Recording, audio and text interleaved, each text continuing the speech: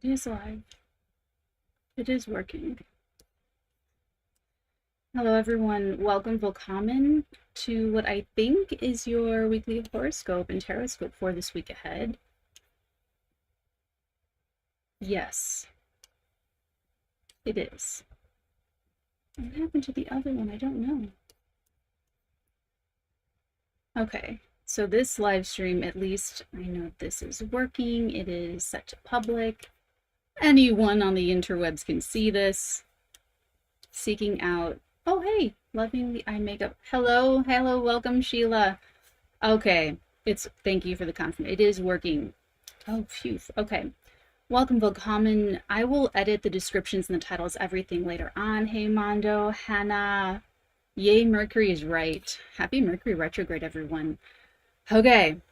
I wanted to be a stickler about having the ability to do the dates and everything, so this streaming service thing wasn't working optimally, but that's okay because Mercury's retrograde and such things are to be expected.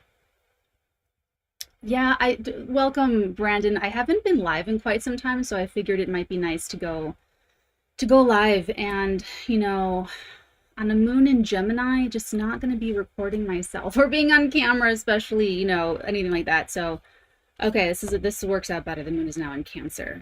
Okay. Tell me something good. Okay, let's go ahead and dive in. Let's get to the good news. Where is that? The good news. Monday. Okay. Welcome to Monday, the 24th of April, 2023. Okay, so I'm calling this week Staying Real. It's going to take us from the 24th of April until the 1st of May. Now, technically, there is a lunar eclipse next week. We're in this eclipse portal window, and I like it better this way because we have a solar eclipse and then we have the lunar eclipse. That means we're getting new stuff, we're getting new inspiration, and then something ends. Because sometimes it's the reverse. Sometimes it's a lunar eclipse first, and there's just something that's like swept away with the tide in our lives. And then we have to have this awkward 2-week period where we're just like floating around, and then the solar eclipse happens. So this one's a little bit different because it's like endings and beginnings. So one thing that I'm doing with this Mercury retrograde and the eclipse, and then we have Pluto stationing retrograde next week, and then we have Mercury Cazimi, and we have the lunar eclipse and Uranus, blah, blah, blah. I'm narrowly restricting all of my influences. So I know being psychic that I'm easily like influenced and easily hypnotized. So personally, I'm definitely, it's about the Bruce Lee, the daily decrease, the hacking away at the inessentials. So Monday starts, I'm calling it Keeping It Real. We do have the sun conjuncting the North Node today in Taurus, and we also have that sun in Taurus sextiling over to Saturn at 4 degrees of Pisces. The moon enters Cancer, like right now, like literally a couple minutes ago, immediately starting that trine over to Saturn in Pisces. That is why I waited and I did not do a 3 a.m. premiere, nor did I do any earlier of a live stream. And this is why we study astrology, to actually use it. To use it. Howdy, everybody. Howdy. Okay. So I like Monday for keeping it real. What I love about the Sun North Node conjunction is that you don't, it just brings it right to you. Things just come up right onto you on a platter. You don't have to go searching for it. There's this, whatever shows up on your feed, whatever shows up on your doorstep, whatever shows up on the beach or on your walk, or it's just uncanny how that stuff happens. That's the perfect word, uncanny, over this next couple of week period. So love the sun north. Now you don't have to go far. You're going to have the stuff just comes right up to you. Okay. Okay. So the lunar transit, this moon trining over to Saturn, this is nice. A moon Saturn is usually feeling heavy and restrictive and burdensome, and you feel the delay more than you can concentrate on the reward. So with this trine, I feel like you feel really good about taking out the junk food of your life. So, in my case, and maybe it's like being extra sensitive to influence. So maybe it's like, no news or something, or no like doom scrolling, or just restrictive, the extra influences, or like filler activities, in Fight Club when you take a single serving friends on a plane, just all that extra stuff. And you can feel a lot better at focusing on what's actually there, or what's right in front of you, or what can last, or what can stay, or what has staying power, or what's a good, just like the concept of relaxing. People thinking that I'm going to relax with a glass of wine, I'm going to relax with a bowl of marijuana, I'm going to relax with, a glass of rosé, I'm going to, all of those things. It's not like true relaxation. So I feel like the moon trining Saturn will give us a decent chance to feel good about that decrease, or feeling good about the extra influence. Oh no, it's happening. Hey everybody. Hey Sarah. Okay, I'm not sure what you guys are stuck on, if it's a frame of me like blinking, or if it's the actually maybe if I take that out. Okay, now we're in a podcast. Perfectly timed for my lunch break. Yay, lunch. Okay. All right, we'll have to deal with this. I love that brown and gold top. Aw, thank you, Sarah. Thank you. Yeah, I just needed something nice and cozy. Okay, the podcast is on. We're still in Monday, so that sun sextiling over to Saturn, I like that for setting the tone for your future plans. You have the ability to architect what these next things are, or what these next steps are. I can hear you. It's actually a white flattering frame that it's stuck on, Brandon. That's hilarious. That's rare. I'm usually making some kind of weird face. So enjoy the giggles.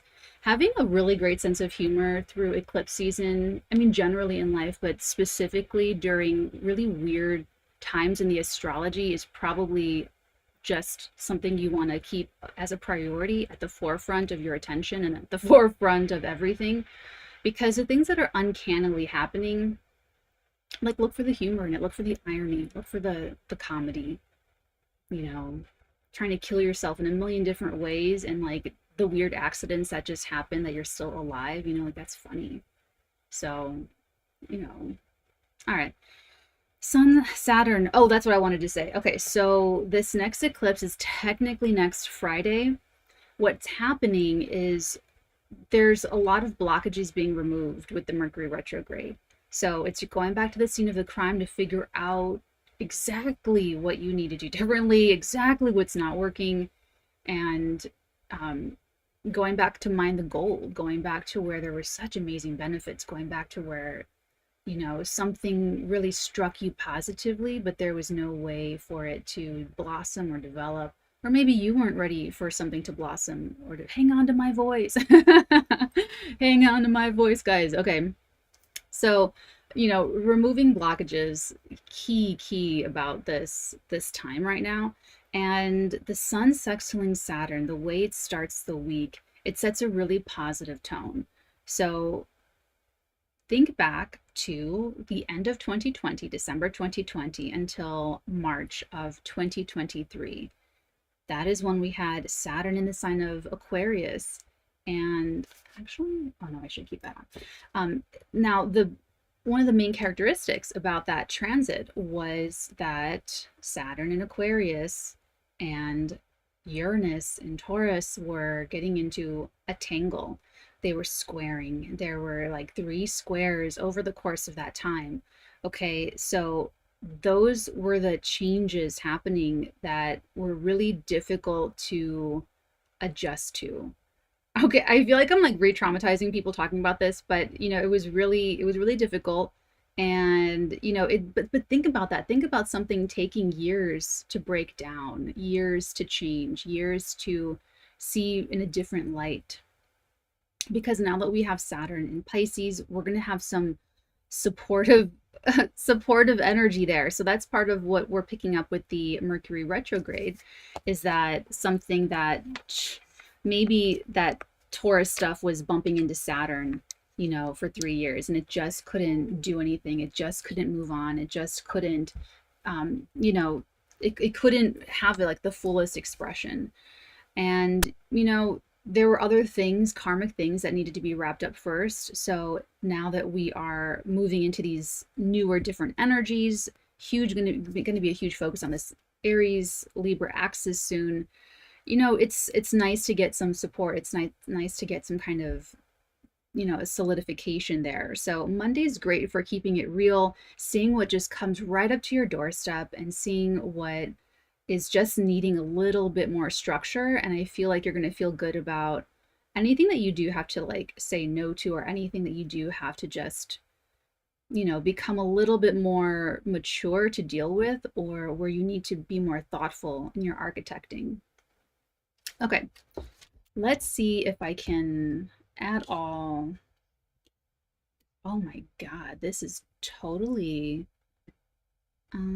I guess that's what I get for trying to connect and go live. Give me a moment. I'm trying to change the thing from Monday to Tuesday, and that might not be sanctioned by the internet gods. Where's Tuesday? I have a sneaky feeling that even if I did try to record this, pre-record it, and then premiere it, I'm sure there would have been something.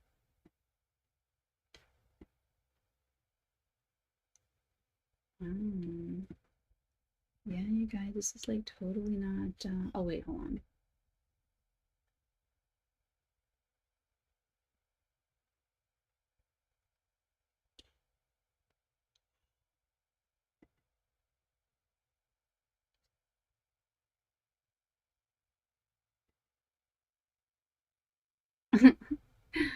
Now we have to take off Monday. Oh, this is gonna be so. I'm so sorry, you guys. Until we get the timestamps, this is probably so painful. Oh no, I wanted Tuesday. No.